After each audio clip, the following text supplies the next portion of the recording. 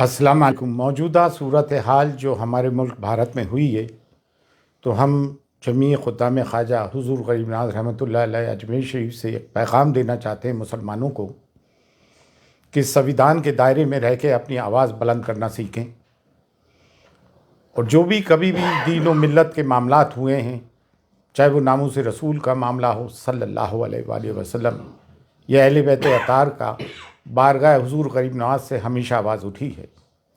لیکن افسوس، جن کا کہ دائرہ سب میں وسیع ہے، درگاہ اور خانقاہوں کا بھارت میں اور بر صغیر میں، یہاں سے خاموشی کیوں ہے؟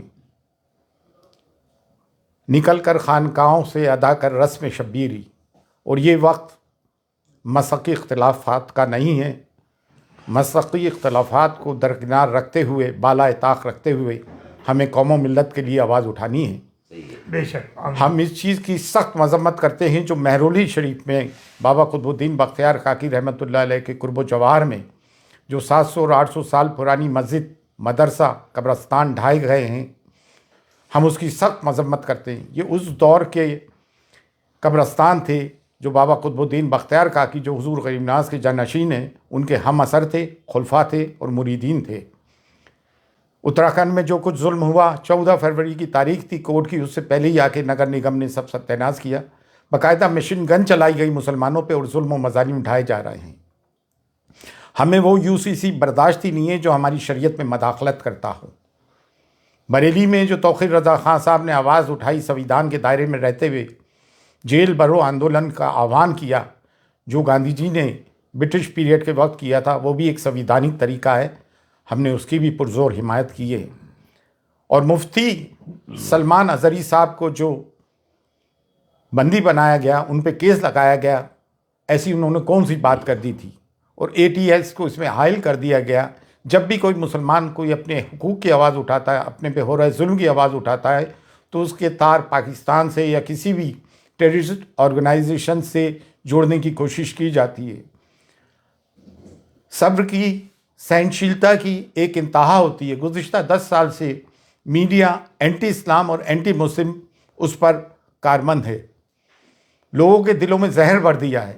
میڈائیول پیریڈ میں تاریخ میں کیا ہوا، ہسٹری میں کیا ہوا، اتہاس میں کیا ہوا، اس کے ذمہ دار ہم قطعی طور سے نہیں ہیں۔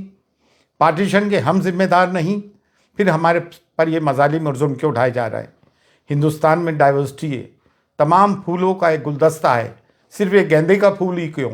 اس میں چمیلی بھی ہے، چمپا بھی ہے، موگرا بھی ہے، گلاب بھی ہے، سب کو لے کے بھارت بنا ہے ہمارا۔ سویدھان ہمیں حق دیتا ہے، اور اب کوئی بھی نگر نگم کا بلڈوزر غیر قانونی طور سے ہمارے گھروں کو بلڈوز کرتا ہے، تو سب کے سب میدان میں اتر کے آؤ اور سویدھانک طریقے سے اپنے لوگوں کی حفاظت کریں۔ یہ بلڈوزر کی راجنیتی انہوں نے اسرائیل سے سیکھی ہے۔ پھر نیالیہ کس کام کے؟ عدالتیں، کورٹ کس کام کی؟ اگر تمام کام نگر نگم اور پولیس کر لے گی تو پھر عدالت کس کام کی؟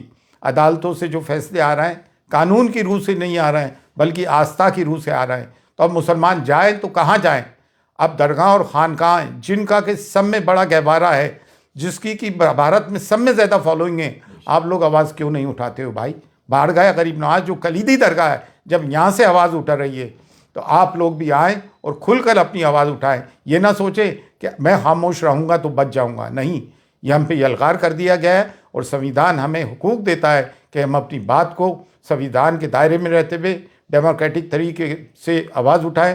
آج حضور غریب نواز کی درگاہ تک بھی بات پہنچ گئی ہے، حضور غریب نواز کی شان میں گستاخیاں ہو رہی ہیں، ہمارے نبی کریم صلی اللہ علیہ وآلہ وسلم کی شان میں گستاخیاں ہو رہی ہیں۔ کب تک مسلمان برداشت کرے گا؟ اور اگر مسلمانوں کی عبادت گاہوں پہ بلڈوزر چلنے کے بعد بھی مسلمان چپ ہے تو اس سے بڑھ کے مرداری کیا ہوگی؟ لیکن الحمدللہ اب مسلمان جاگ گیا ہے، ہم سب جاگ گئے ہیں۔ بارگاہ حضور غریب نواز سے بھی صدا بلند ہوتی آئی ہے، اور اب پرزور بلند ہو رہی ہے کہ اٹھو اور اٹھ کے ظلم کے خلاف آواز اٹھاؤ۔ اگر اپنے آپ کو حسینی کہتے ہو اور ظلم کے خلاف آواز بلند نہیں کرتے ہو تو تم کیسے حسینی ہو؟ مسلکی اختلافات اپنی جگہ ہیں، لیکن ملت کی بنیاد پر مسلکی اختلافات کو بالائے طاق رکھو، اور جو لوگ بول رہے ہیں ان کی حمایت کرو۔ آؤ اور بولو مسلمانوں کے ظلم کے خلاف۔ فی امان اللہ، اللہ حافظ۔